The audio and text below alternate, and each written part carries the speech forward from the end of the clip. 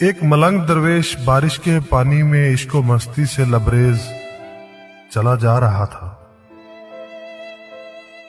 کہ اس درویش نے ایک مٹھائی فروش کو دیکھا جو ایک کڑھائی میں گرما گرم دودھ ابال رہا تھا۔ تو موسم کی مناسبت سے دوسری کڑھائی میں گرما گرم جلیبیاں تیار کر رہا تھا۔ ملنگ کچھ لمحوں کے لیے وہاں رک گیا، شاید بھوک کا احساس تھا یا موسم کا اثر تھا۔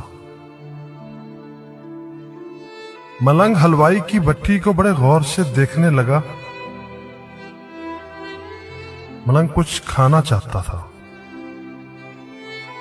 لیکن ملنگ کی جیب ہی نہیں تھی تو پیسے بھلا کیا ہوتے۔ ملنگ چند لمحے بھٹی سے ہاتھ سینکنے کے بعد چلا ہی چاہتا تھا کہ نیک دل حلوائی سے رہا نہ گیا اور ایک پیالہ گرما گرم دودھ اور چند جلیبیاں ملنگ کو پیش کر دی۔ ملنگ نے گرما گرم جلیبیاں گرما گرم دودھ کے ساتھ نوش کی اور پھر ہاتھوں کو اوپر کی جانب اٹھا کر حلوائی کو دعا دیتا ہوا آگے چل دیا۔ ملنگ کا پیٹ بھر چکا تھا۔ دنیا کے غموں سے بے پرواہ وہ پھر ایک نئے جوش سے بارش کے گدلے پانی کے چھینٹے اڑاتا چلا جا رہا تھا۔ وہ اس بات سے بے خبر تھا ایک نوجوان نو بہاتا جوڑا بھی بارش کے پانی سے بچتا بچاتا اس کے پیچھے چلا آ رہا تھا۔ یک بارگی اس ملنگ نے بارش کے گدلے پانی میں اس زور سے پاؤں مارا کہ پانی اڑتا ہوا سیدھا پیچھے آنے والے نوجوان عورت کے کپڑوں کو بھگو گیا۔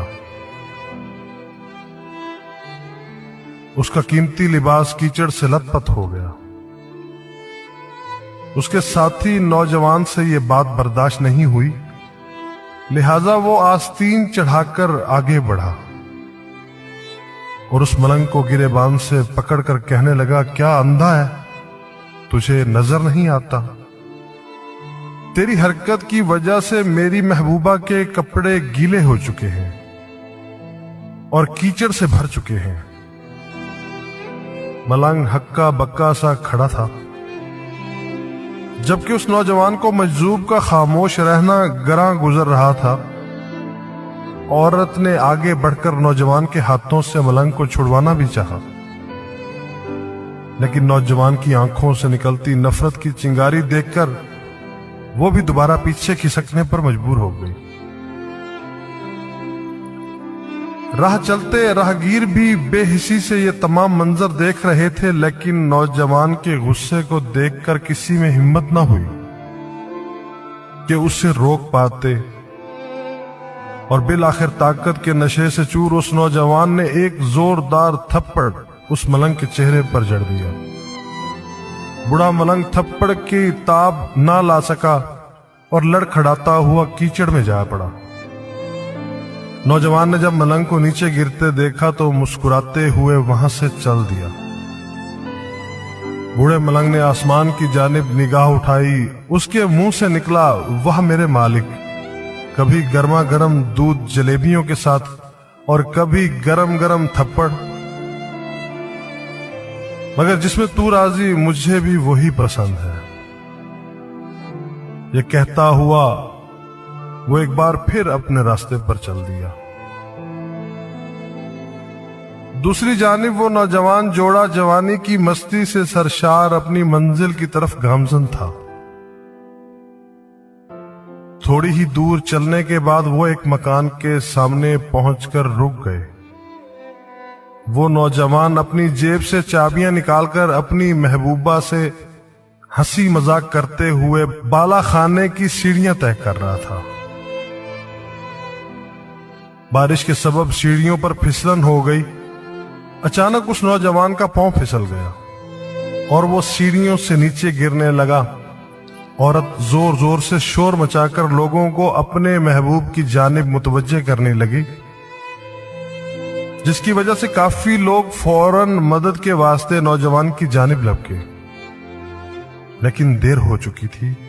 नौजवान का सर फट चुका था और बहुत ज्यादा खून बह जाने की वजह से उस कड़ियल नौजवान की मौत वाक़ई हो चुकी थी। कुछ लोगों ने दूर से आते मलंग को देखा तो आपस में चहमगोइयां होने लगी कि जरूर इस मलंग ने थप्पड़ खाकर नौजवान के लिए बद्दुआ की है, वरना ऐसे कड़ियल नौजवान का सिर्फ सीढ़ियों से गिरकर मर जाना बड़े अचंभे की बात लगती है।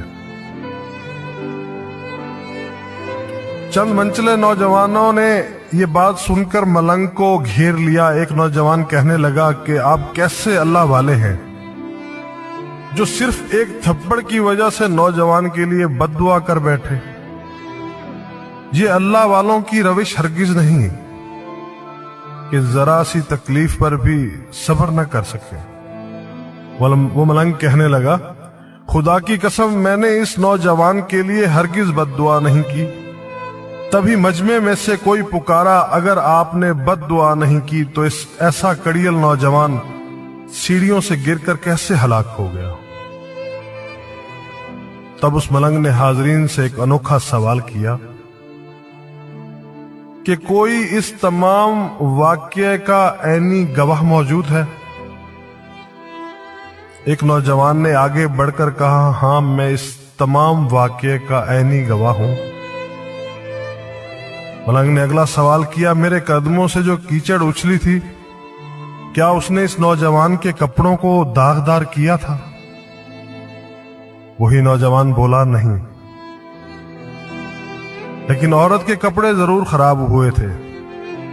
मलंग ने नौजवान की बाहों को थामते हुए पूछा, फिर इस नौजवान ने मुझे क्यों मारा?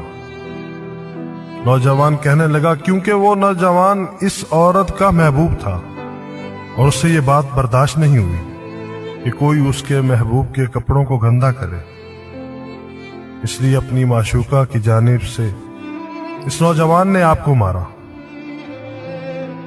नौजवान की बात सुनकर मलंग ने एक नारा मस्ताना बुलंद किया और ये कहता हुआ वहां से रुखसत हो गया, बस खुदा की कसम मैंने बद्दुआ हरगिज नहीं की, लेकिन कोई है जो मुझसे भी मोहब्बत रखता है और वो इतना ताकतवर है कि दुनिया का बड़े से बड़ा बादशाह भी उसके जबरूत से घबराता है।